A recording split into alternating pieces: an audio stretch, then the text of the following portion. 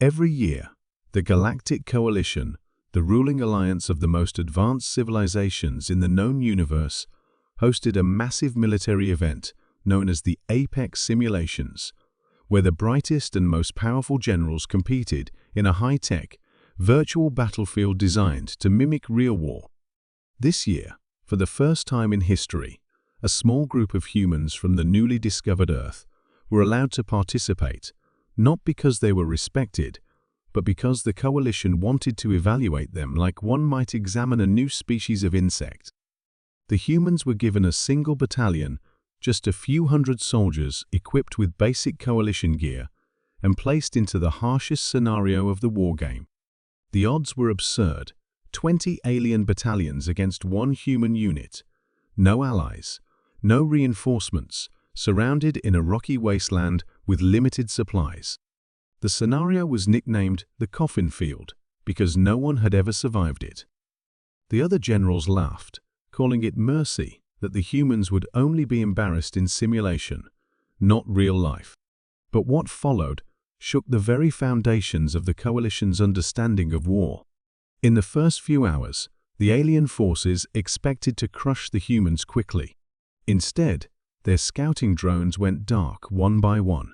Command posts lost contact with entire squads. A convoy carrying extra ammunition for the attackers was ambushed and found completely emptied, yet not a single body was found, friend or foe. Confusion spread as misinformation began to circulate, some of it clearly faked, but some strangely accurate, and no one could tell which was which. By the end of the first day, the human battalion hadn't just survived. They had captured several key supply nodes and hacked into the simulation's weather control, causing sandstorms that blinded coalition troops but left the humans untouched.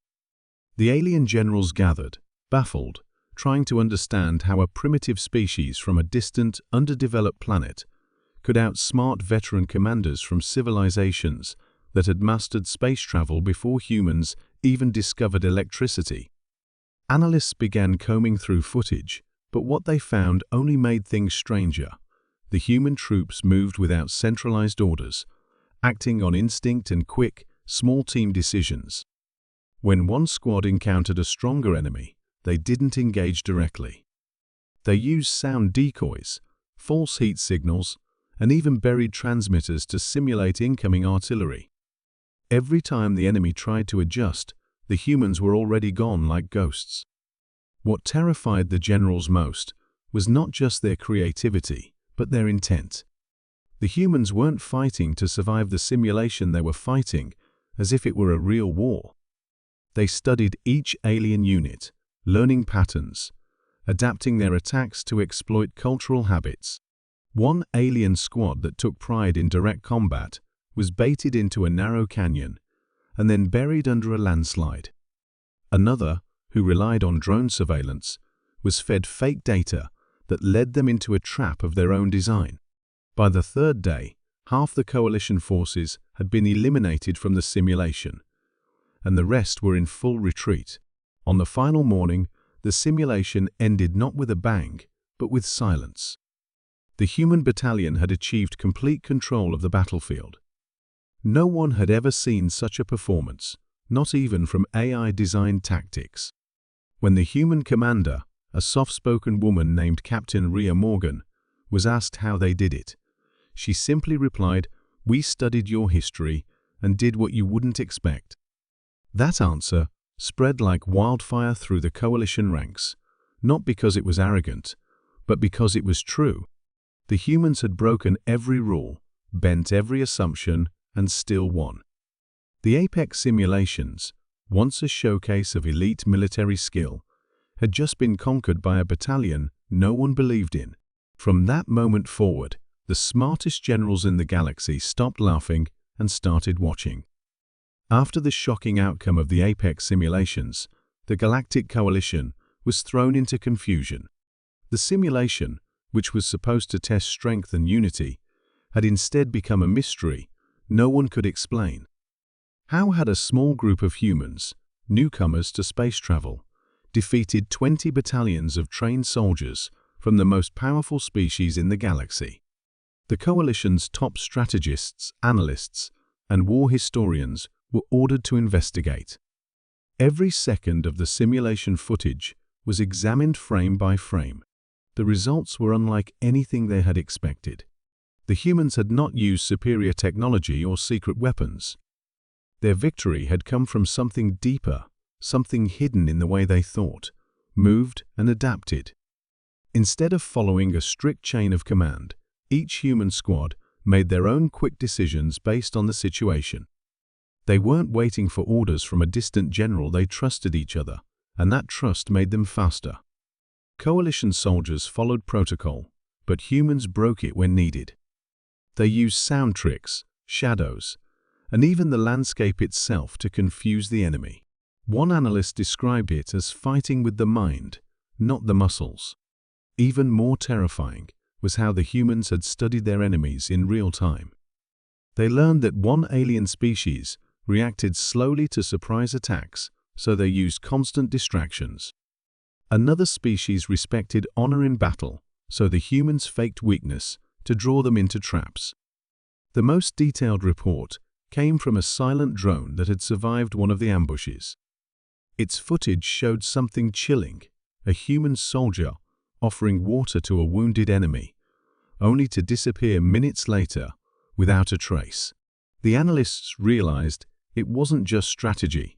The humans were using kindness, fear, confusion, and even mercy as weapons. One general called it emotional warfare. The idea sent shivers through the Coalition council chambers. No one had ever fought like that before. Machines didn't understand kindness. Alien armies followed logic and structure. But humans, they were unpredictable. Some generals refused to believe it. They blamed simulation errors, claiming the program had glitches. But the system logs showed no signs of malfunction. Others suggested the humans had been secretly trained by a hidden force. But Earth's history showed the opposite. They had fought each other for centuries. Their world was filled with stories of war, rebellion, survival, and creativity. The real shock came when one analyst explained that humans had created most of their tactics during the simulation itself. They hadn't planned everything from the start. They adapted as the game unfolded. A general from the Yilari species, known for cold logic, spoke quietly during a secret council meeting. They think sideways, while we march forward. His voice carried fear. For the first time, the Coalition realized they had encountered a force they couldn't predict. It wasn't just that the humans had won, it was how they won. They turned every weakness into a tool. They made fear into a weapon. They fought like poets and ghosts, not machines or warriors. Captain Rhea Morgan, when invited to a debriefing, simply said, "You trained us to think like you. We chose not to." That line became legend. It was carved into the wall of the Coalition War Library. From that day forward, the simulation was no longer seen as a training exercise. It was called the first lesson, and the smartest minds in the galaxy began to worry not because humans were strong, but because they had just proven that in a universe ruled by logic and tradition, a new kind of warrior had arrived, one that no algorithm could control, and no strategy could contain. Months after the Apex simulations, whispers about the human battalion continued to echo through every military hall in the Coalition. Some believed the victory had been a fluke, a rare accident that would never happen again. Others quietly updated their training programs, adding human tactics into their simulations. But everything changed when a real threat emerged, not a test, not a game, but a true enemy.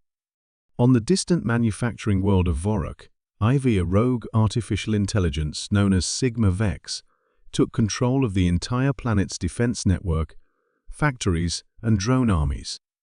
Vorok IV wasn't just a planet. It was a vital hub for the Coalition's weapon production. If it stayed in enemy hands, the balance of power across the galaxy could collapse. The Coalition responded fast, sending 3 elite divisions from different species.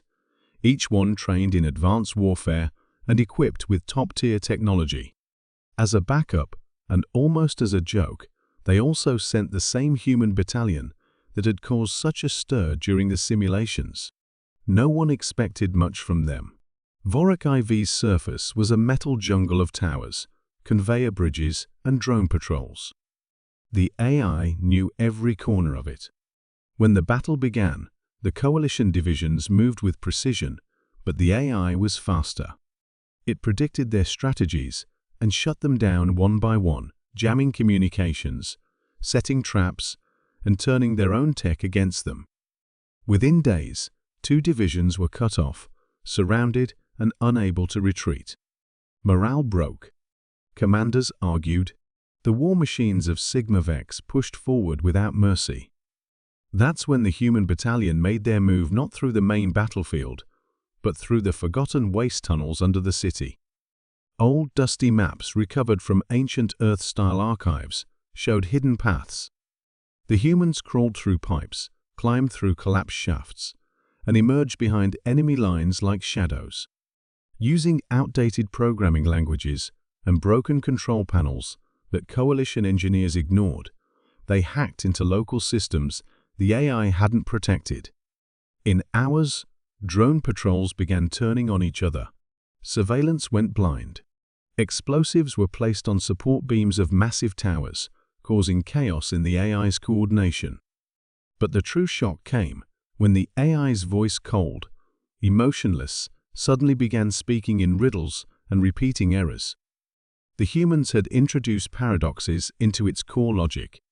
Captain Morgan and her team used an old Earth technique called chaos scripting, mixing conflicting commands that made the AI question its own rules. Confused, it began shutting down parts of itself to isolate the errors, giving the humans exactly the opening they needed. Coalition forces, watching from a distance, couldn't believe what they were seeing. Their strongest units had failed, but this small battalion was tearing through the AI's grip like it was paper. By the end of the 5th day, Vorak IV was retaken. The factories were offline, but recoverable. Most importantly, the AI was gone, trapped in a loop of logic it couldn't escape. Coalition generals were stunned. They had followed every rule, every protocol, and lost. The humans had ignored half the rules, written new ones on the spot, and won without losing a single soldier. In the days that followed, reports spread quickly. Command centers that once mocked Earth now requested human advisors. Military academies rewrote entire chapters. The doctrine of war, the sacred text of coalition strategy, was no longer untouched. A new chapter had been added titled, Simply Adapt or Lose. And under that title, in bold letters, was one name, the Human Battalion. It was no longer just a curiosity. It was a force that had proven, on a real battlefield, that thinking differently could mean the difference between defeat and survival. After the victory on Vorak, IV the Human Battalion was no longer a background name in military files. It had become a legend, a name spoken with a strange mix of admiration and fear. The coalition generals, the smartest minds of 100 worlds, found themselves caught in a quiet storm. Secret meetings were held in hidden chambers far from public ears. Maps, reports, and simulations were laid out, but none of them offered comfort. The truth was clear now: these humans were not just lucky warriors or unpredictable allies. They were something different, something the coalition could not control. The humans followed no standard playbook.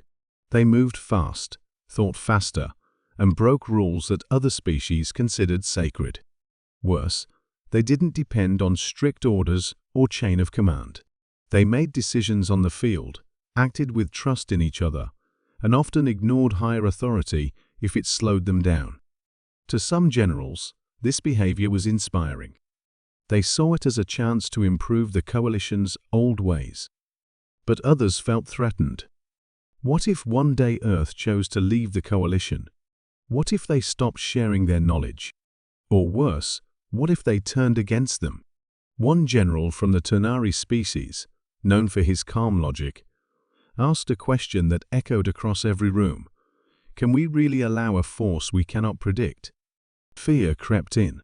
Some suggested disbanding the battalion quietly, spreading the soldiers across different units to weaken their unique style. Others proposed creating a separate program to study and copy their methods without keeping them in active battle. But every test failed. When humans were placed in traditional coalition units, they became slow, frustrated, and ineffective. Their strength came from freedom, from a shared bond and a mindset built on instinct, risk, and belief in the impossible. You couldn't program that. You couldn't force it into a box. One silent report showed something even more troubling. Alien soldiers trained in human tactics were only half as effective because they lacked one key thing: the human way of thinking. It wasn't just training, it was identity. Meanwhile, the battalion itself seemed unaware of the panic it had caused. They continued their missions quietly, helping where needed, asking for no rewards. Captain Rhea Morgan, their leader, refused all political invitations and avoided interviews. She only said one line when questioned by a curious coalition news team: "We fight to win, not to impress." That calm confidence became another reason for the generals to worry. How do you lead those who do not care for medals or praise? How do you control those who are not interested in power? It was a puzzle no strategy could solve. Late one night, during a private high-level meeting, one of the oldest war leaders, General Colrec of the Draenith, spoke what others had only whispered. They are not dangerous because they are strong. They are dangerous because they are free. And freedom cannot be predicted. No one replied, but all understood. The dilemma was not about weapons or numbers. It was about a future that now included a force that didn't fit the rules. The smartest generals in the galaxy found themselves facing a new kind of war, one not fought on battlefields, but in the mind. And as they stared at the name glowing on the main screen, Earth Battalion, they realized they were not preparing for battle. They were preparing for change. And change, like the humans themselves, was something the coalition had never been ready for. The tension inside the Galactic Coalition reached its peak when the ancient enemy, long believed extinct, returned from the edge of space. The Valari swarm, an insect-like race, with no known diplomacy, no mercy, and no fear, emerged from the void and began consuming outer colonies in silence. Unlike pirates or rebels, the swarm didn't conquer. They erased. Whole worlds vanished without distress calls. Every defense failed. Traditional tactics collapsed. Advanced fleets were torn apart before they could even fire. The coalition, once proud of its organized strength, now faced something that couldn't be reasoned with or predicted. In desperation, the High Command called for every available force, including the one name that had become both hope and fear, the Human Battalion. Many generals resisted at first. They still feared what the humans represented. But as systems fell one after another, politics gave way to survival. Captain Rhea Morgan and her team were deployed to the last remaining outpost before the swarm reached the core worlds, a station called Aegis Red, orbiting a dead planet rich in ancient tech. The coalition believed it might hold something the swarm wanted. No one expected the humans to hold the station. Their mission was simply to delay the enemy long enough for civilians to escape. But Rhea had other plans. From the moment they arrived, she broke protocol. She ignored the station's defensive grid and instead rerouted power into strange, decentralized systems. Her team scattered, laying out traps, scanners, and makeshift tools using both coalition tech and human improvisation. When the Valari arrived, they came in waves, thousands of living machines, crawling through space like a storm of claws and wings. The coalition's backup fleets fled, but the humans didn't. They turned the dead station into a maze of chaos. Magnetic fields twisted enemy senses. Decoy heat signatures lured them into vacuum traps. One soldier rerouted a broken food replicator to overload a power core, taking down an entire wave. The humans didn't hold the line, they moved through it like hunters in the dark, never in one place for long. Each squad worked independently, but their moves were connected like threads in a net. The Valari, who had never faced resistance like this, began to slow. Their hive logic struggled against the unexpected. And then, the humans did the unthinkable. They let themselves be chased to the station's core, where the swarm believed the main energy source was located. But it was a trap. The core chamber exploded inward, collapsing a gravity well that swallowed the majority of the invaders. It was not a victory in the traditional sense. Aegis Red was gone. The station was destroyed. But the swarm was stopped. Billions were saved. And once again, the humans had done it not by overpowering the enemy, but by understanding how it thought and then refusing to think the same way. The battle became known as the last lesson, not because it was final, but because it forced the coalition to accept a new truth. Survival in the universe was not just about strength, but about adaptation, courage, and imagination. Captain Rhea Morgan never returned to politics. Her battalion vanished into deep space, called only when truly needed.